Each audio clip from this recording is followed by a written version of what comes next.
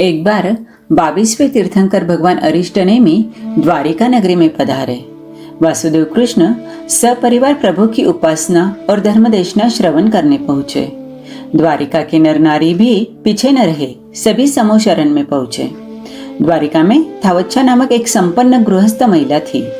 उसके इकलौते पुत्र का नाम थावच्छा पुत्र था।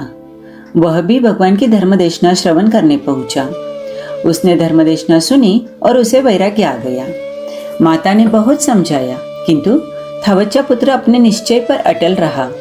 अंत में विवश होकर माता ने दीक्षा महोत्सव करने का प्रस्ताव किया, जिसे उसने मौन भाव से स्वीकार किया। थावच्छा छत्र, चामर आदि मांगने कृष्ण महाराज के पास गई, तो उन्होंने स्वयं अपनी ओर से महोत्सव मनाने को कहा। थावच्छा पुत्र के वैराग्य की परीक्षा करने कृष्ण महाराज स्वयं उसके घर गए।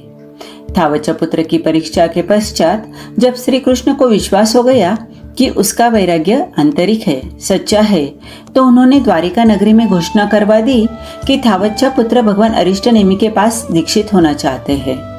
अन्य जो भी उनके साथ दीक्षित होना चाहे, निश्चिंत होकर दीक्षा ग्रहण करें।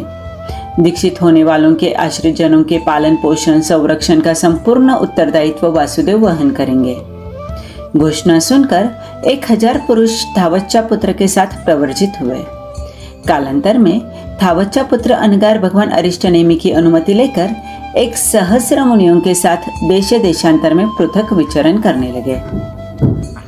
विचरण करते करते थावच्छा पुत्र सौगंधिका नगरी पहुंचे। वहां का नगर सेठ सुदर्शन यद्यपि सांख्य धर्म का अनुयायी और शुक परिव्राजक का शिष्य था, फिर भी वह थावच्छा पुत्र की धर्मदेशना श्रवण करने लगा।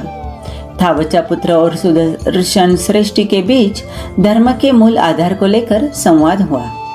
संवाद से संतुष्ट होकर सुदर्शन ने निग्रंथ प्रवचन अर्थात जिन धर्म को अंगीकार कर लिया। शुक परिव्राजक को इस घटना का पता चला तो वह सुदर्शन को पुनः अपना अनुयायी बनाने के लिए सौगंधिका नगरी में आया। सुदर्शन डिगा नहीं। शुक और थावच्छा पुत्र इन दोनों धर्माचार्यों में धर्म चर्चा का आयोजन हुआ। शुक अपने शिष्यों के साथ थावच्छा पुत्र के समीप पहुंचे। शुक ने शब्दों के चक्कर में थावच्छा पुत्र को फंसाने का प्रयास किया, पर थावच्छा पुत्र ने उसका गूढ़ अभिप्राय समझकर अत्यंत कौशल के साथ उत्तर दिए। अंत में शुक परिव्राजक थावच्छा पुत्र के शिष्य बन गए। शुक के भी 1000 शिष्य थे। उन्होंने भी अपने गुरु का अनुसरण किया। वे भी साथ ही दीक्षित हो गए।